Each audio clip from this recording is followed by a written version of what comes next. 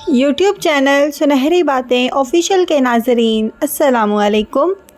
اس دعا کے ساتھ کہ اللہ تبارک و تعالی ہم سب کو اپنے حفظ و امان میں رکھیے، ویڈیو کا آغاز کرتی ہوں۔ حضرت عبد الرحمن بن ابی لیلہ رضی اللہ تعالیٰ عنہ کہتے ہیں کہ حضرت علی کرم اللہ وجہ سردیوں میں ایک لنگی اور ایک چادر اوڑھ کر باہر نکلا کرتے تھے، اور یہ دونوں کپڑے پتلے ہوتے تھے، اور گرمیوں میں موٹے کپڑے اور ایسا جبہ پہن کر نکلا کرتے تھے جس میں روئی بھری ہوتی تھی۔ لوگوں نے مجھ سے کہا، آپ کے ابا جان رات کو حضرت علی رضی اللہ تعالیٰ عنہ سے باتیں کرتے ہیں، آپ اپنے ابا جان سے کہیں کہ وہ حضرت علی رضی اللہ تعالیٰ عنہ سے اس بارے میں پوچھیں۔ میں نے اپنے والد سے کہا، لوگوں نے امیر المومنین کا ایک کام دیکھا ہے جس سے وہ حیران ہیں۔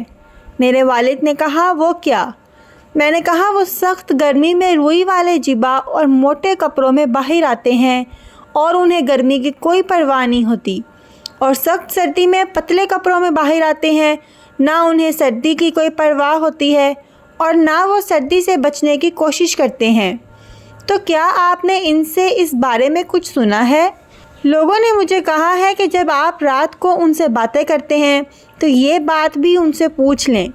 چنانچہ جب رات کو میرے والد حضرت علی رضی اللہ تعالیٰ عنہ کے پاس گئے تو ان سے کہا، اے امیر المومنین، لوگ آپ رضی اللہ تعالیٰ عنہ سے ایک چیز کے بارے میں پوچھنا چاہتے ہیں۔ حضرت علی کرم اللہ وجہ نے فرمایا، وہ کیا؟ میرے والد نے کہا، آپ رضی اللہ تعالیٰ عنہ سخت گرمی میں روئی والا جبہ اور موٹے کپڑے پہن کر باہر آتے ہیں، اور سخت سردی میں دو پتلے کپڑے پہن کر باہر آتے ہیں۔ نہ آپ رضی اللہ تعالیٰ عنہ کو سردی کی پرواہ ہوتی ہے اور نہ اس سے بچنے کی کوشش کرتے ہیں۔ حضرت علی کرم اللہ وجہ نے فرمایا، اے ابو لیلہ، کیا آپ خیبر میں ہمارے ساتھ نہیں تھے؟ میرے والد نے کہا، اللہ کی قسم، میں آپ لوگوں کے ساتھ تھا۔ حضرت علی کرم اللہ وجہ نے فرمایا، حضور نبی مکرم صلی اللہ علیہ وآلہ وسلم نے پہلے حضرت ابو بکر صدیق رضی اللہ تعالیٰ عنہ کو بھیجا۔ وہ لوگوں کو لے کر قلعہ پر حملہ آور ہوئے، لیکن قلعہ فتح نہ ہو سکا، واپس آ گئے۔ حضور پر نور صلی اللہ علیہ وآلہ وسلم نے پھر حضرت عمر فاروق رضی اللہ تعالیٰ عنہ کو بھیجا۔ وہ لوگوں کو لے کر حملہ آور ہوئے، لیکن قلعہ فتح نہ ہو سکا، وہ بھی واپس آ گئے۔ اس پر حضور نبی مکرم صلی اللہ علیہ وآلہ وسلم نے فرمایا، اب میں جھنڈا ایسے آدمی کو دوں گا جسے اللہ اور اس کے رسول سے بہت محبت ہے، اللہ اس کے ہاتھوں فتح نصیب فرمائے گا، اور وہ بھگورا بھی نہیں ہے۔ چنانچہ حضور نبی مکرم صلی اللہ علیہ وآلہ وسلم نے آدمی بھیج کر مجھے بلایا۔ میں آقا علیہ الصلاۃ والسلام کی خدمت میں حاضر ہوا۔ میری آنکھیں دکھ رہی تھیں، مجھے کچھ بھی نظر نہیں آ رہا تھا۔ حضور نبی مکرم صلی اللہ علیہ وآلہ وسلم نے میری آنکھوں پر لام مبارک لگایا اور یہ دعا کی، اے اللہ، گرمی اور سردی سے اس کی حفاظت فرما۔ اس کے بعد مجھے نہ کبھی گرمی لگی اور نہ کبھی سردی۔ حضرت ابو نعیم رحمۃ اللہ علیہ کی روایت میں یہ ہے کہ نبی مکرم صلی اللہ علیہ وآلہ وسلم نے اپنی دونوں ہتھیلیوں پر لام مبارک لگایا اور پھر دونوں ہتھیلیاں میری آنکھوں پر مل دیں اور دعا فرمائی کہ اے اللہ، اس سے گرمی اور سردی کو دور کر دے۔ اس ذات کی قسم جس نے حضور نبی کرم صلی اللہ علیہ وآلہ وسلم کو حق دے کر بھیجا ہے، اس کے بعد سے آج تک سردی اور گرمی نے مجھے کچھ تکلیف نہیں پہنچائی۔